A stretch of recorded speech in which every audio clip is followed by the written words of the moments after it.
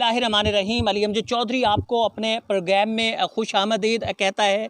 जहां सर्दियां इस वक्त बढ़ रही हैं, लेकिन सियासी दर्जा हरारत N116 में बहुत ही शदीद होता जा रहा है, गर्म होता जा रहा है। आज भी एक बड़ी डेवलपमेंट देखने में आई N116 में, जब मौज़ा कुलाची है और अहमदपुर सियाल की यूनियन काउंसिल में ये अहम तरीन मौज़ा है, जहां आज पाकिस्तान तहरीक इंसाफ ज़िला झंग के सदर मियाँ गुलाम गाजी सियाल की कोशिशों की वजह से साहबजादा ग्रुप को आज एक बड़ी कामयाबी मिली है। और ये एक बड़ी ब्रेक थ्रू है, जिसे कहा जा सकता है कि बहुत बड़ी डेवलपमेंट हुई है साहबजादा ग्रुप की तरक्की के हवाले से। ये डेवलपमेंट कितनी ज़्यादा फ़ायदेमंद हो सकती है आने वाले दिनों में, मज़ीद कितनी डेवलपमेंट होनी चाहिए, ये हमारा आज का मौजूद है। मेरे साथ गुफ्तगू के लिए मौजूद हैं रुकने कौमी असम्बली साहबजादा अमीर सुल्तान साहब, उनके साथ पाकिस्तान तहरीक इंसाफ ज़िला झंग के सदर मियाँ गुलाम गाजी सियाल साहब, और उनके साथ तशरीफ रखते हैं पार्लिमानी सेक्रेटरी राना शहबाज अहमद खान साहब। तो सबसे पहले तो मैं मियाँ गुलाम गाजी सियाल साहब की तरफ आऊँगा और उनसे इस हवाले से जानना चाहूँगा।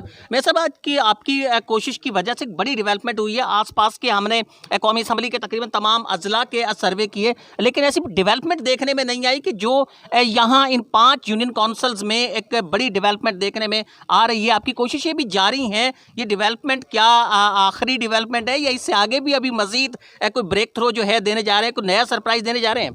बिस्मिल्लाहिर्रहमानिर्रहीम। सबसे पहले आपको मशकूर हूँ सलाम न्यूज़ का कि आप यहाँ पे तशरीफ़ लाए और हमें लाइव लिया। मैं समझता हूँ कि बंदा जिस ग्रुप के साथ हो, मेरा चूँकि तल्लक PTI से है और साहबजादा ग्रुप से है। साहबजादा ग्रुप में राना शहबाज साहब और मीर सुल्तान साहब हमारे MNA हैं, इनका ग्रुप है, हम इनके साथ हैं। इंशाल्लाह मैंने पहले भी ब्रेक थ्रू किया था, आपको याद होगा। इंशाल्लाह अगर कोरोना के मामलात ना हुए, मैंने स्टार्ट किया, मुझे शौक़ है अपने ग्रुप को आगे ले जाने का, मुझे शौक़ है। इंशाल्लाह आप देखेंगे कि अगर पाकिस्तान में कोरोना के मसाइल इंशाल्लाह अल्लाह के करम से कम होंगे, अगर ना हुए तो हर महीने एक ऐसा आपको ब्रेक थ्रू मिलेगा कि यहाँ की जो पब्लिक है, जो आवाम है, जो यहाँ के ज़मींदार हैं, सारे लोग इंशाल्लाह पाकिस्तान तहरीक इंसाफ को और साहबजादा ग्रुप को ज्वाइन करेंगे इंशाल्लाह। हमने देखा कि आज से 6 माह कबल जब कोरोना की इब्तदा थी, उस दौरान भी आपने एक बड़ा इज्तिमा किया, 5 यूनियन काउंसिल से अहम तरीन शख्सियात शामिल हुई साहबजादा ग्रुप में। आइंदा क्या लगता है कि कभी आप अहमदपुर सियाल म्यूनसिपल कमेटी में नकब लगाते हैं, कभी नवाही यूनियन काउंसिल में, आइंदा कहाँ के इरादे हैं? आप दुआ फरमाएं। मैं चूँकि बात सीगा राज में रखता हूँ और रखनी भी चाहिए। इंशाल्लाह आपको एक ऐसा ब्रेक थ्रू मिलेगा आने वाले दिनों में, अगर कोरोना के मामलात ना हुए, कि जो हमारा मुखालिफ ग्रुप है उसके साथ साथ लोग दंग रह जाएंगे।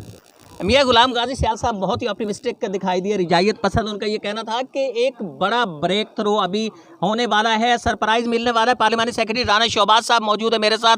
राना साहब, आमतौर पर ये होता है कि जब आप इक़्तिदार में होते हैं, लोग आपसे तंग आए हुए होते हैं, लोग आपको इक़्तिदार का जब आप एक तवील अरसा गुजार चुके होते, आधा अरसा गुजार चुके थे, लोग आपकी तरफ शामिल होना पसंद नहीं करते, लेकिन बड़ी डेवलपमेंट हुई है आज।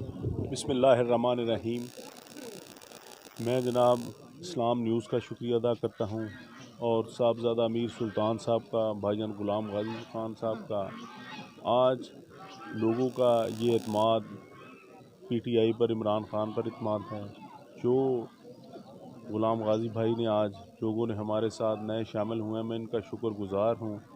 जिस तरह हम पिछले 2 साल से तमाम हल्के की आवाम के दरमियान में गरीबों के साथ हर वक्त मौजूद रहते हैं, इनका कोई मसला मसाइल हो उसमें बढ़ चढ़ कर हिस्सा लेते हैं। जिस तरह वज़ीर आला पंजाब सरदार उस्मान बुज़दार साहब की शफ़क़त से तकरीबन 1.25 अरब के मंसूबे इधर मुकम्मल हो चुके हैं। तकरीबन अब नए वज़ीर आला इधर चक्कर लगाने लगे हैं तहसील अहमदपुर सियाल में, और नए तकरीबन 1 अरब के मंसूबे और हमें मिल जाएंगे। तो मैं समझता हूँ कि ये तहसील के लिए बहुत ज़्यादा पिछले 50 सालों में ऐसे काम नहीं हुए। राना साहब, ये कहा जाता है कि आपके जो टेन्योर था उसके इब्तदाई साल में आपने बड़े प्रोजेक्ट दिए, कारपेट रोड्स भी दिए, आपने बड़ी स्कीम्स दी, लेकिन अब निस्बतन कुछ रफ्तार सुस्त है, उसकी वजह क्या है? देखिए जी, अभी मेरी फ़ाइल गाड़ी में पड़ी हुई है, मैं उसमें तकरीबन 1 अरब के प्रोजेक्ट्स हैं जो अब ADB में डलने जा रहे हैं। मसला ये है कि कोरोना की वजह से आपको पता है कि जून में जो बजट आया, पूरे पंजाब में किसी MP मिनिस्टर को कोई फ़ंड नहीं मिले। उस वजह से ये साल हमारा जो ज़ाया तो हो गया, लेकिन हम चाहते हैं कि किसी तरीके से इस वबा से जान छूट जाए पूरी दुनिया की। तो इंशाअल्लाह ताला मैं आपको यकीन दिलाता हूँ कि जो इधर के मंसूबे शुरू हुए हैं, जैसे सीवरेज के मंसूबे हैं और ये स्पोर्ट्स कम्प्लेक्स बन रहे हैं, जैसे अहमदपुर सियाल गढ़ महाराजा में और हसू बलेल में हमारे सीवरेज के मंसूबे चल रहे हैं, बड़े बड़े जहाँ काम चल रहे हैं इंशाअल्लाह ताला इस तहसील में। और मैंने वज़ीर आला साहब इधर आकर ख़ुद ऐलान करेंगे, तकरीबन 2 अरब रुपए का इंशाअल्लाह ताला हमारा प्रोजेक्ट है जो अहमदपुर सियाल से लेकर कोट शाकर तक जो कारपेट रोड है इंशाअल्लाह ताला ये भी वज़ीर आला के इधर आकर ऐलान करें। राना शहबाज अहमद खान साहब आज एक बड़ी खुशखबरी दे गए हैं। उनका कहना ये है कि यहाँ अरबों रुपए के मंसूबे आ रहे हैं आने वाले वक्त में, जिसमें बड़ी जो शाहराहें हैं वो ना सिर्फ तामीर होंगी, उसके साथ लिंक रोड जो हैं वो तामीर होंगे, उसके साथ सेवरेज के जो मसाइल हैं वो भी काफ़ी हद तक हल हो जाएंगे। रुकने कौमी असम्बली पार्लिमानी वफाकी पार्लिमानी सेक्रेटरी साहबजादा अमीर सुल्तान साहब मेरे साथ मौजूद हैं। ऐसे मसाइल काफ़ी ज़्यादा हैं, आपने बिजली की स्कीमें दी, दीगर जो मंसूबे हैं वो आपने शुरू कराए, लेकिन अभी बहुत सारे इलाके ऐसे हैं कि जहां बिजली की स्कीमें नहीं पहुंच सकी, तो उनके लिए कब तक मुतवक्के है कि वो इलाके भी कवर हो जाएंगे? बिस्मिल्लाहिर्रहमानिर्रहीम, बहुत शुक्रिया अली अहमद साहब। अभी जैसे कि राना साहब ने कहा जी कि ये पिछले 7-8 महीने जो हैं ये कोरोना की नज़र हो गए हैं। हमारा बहुत सारा फ़ंड आके वापस हो गया जो हेल्थ डिपार्टमेंट को ज़रूरत थी, सड़कों का था, रिपेयरिंग का था, नई सड़कों का था, बिजलियों का था, तकरीबन कोई 30-35 करोड़ जो है ना हर हल्के से वापस हुआ है जो कि हेल्थ में डाला लोगों ने, वरना काफ़ी हद तक और जगहों पे भी बिजली पहुंच चुकी होती। लेकिन इंशाल्लाह अब बिजली का नया फ़ंड महीने 1.5 में पहुंच रहा है, तो जितना हो सका हम इंशाल्लाह जैसे जैसे फ़ंड आता जाएगा तो हम वो बिजली जिस जिस जगह ज़रूरत हुई वहाँ बिल्कुल ज़रूर पहुँचाते जाएंगे। अवाम का हक़ है जी, उन्हीं की बिजली है, उन तक पहुँचनी है इंशाल्लाह। आपके बारे में एक अमूमी तौर पर तासुर पाया जाता है कि आप दूसरे अरकान असम्बली के बरक्स फ़ोन जो है वो सुनते भी हैं, आप फ़ोन जो है वो कॉल्स भी आप बैक करते हैं, ये सब कैसे मैनेज कर लेते हैं? बेसिकली जी सियासतदान का असल काम आवाम से रब्ता रखना है। जैसे कि अभी आपने कहा ना कि अक्सर इक़्तिदार के अंदर लोग उकता जाते हैं, लोग उकताते उन्हीं लोगों से हैं जो अपने हलके को कमर दिखा जाएँ।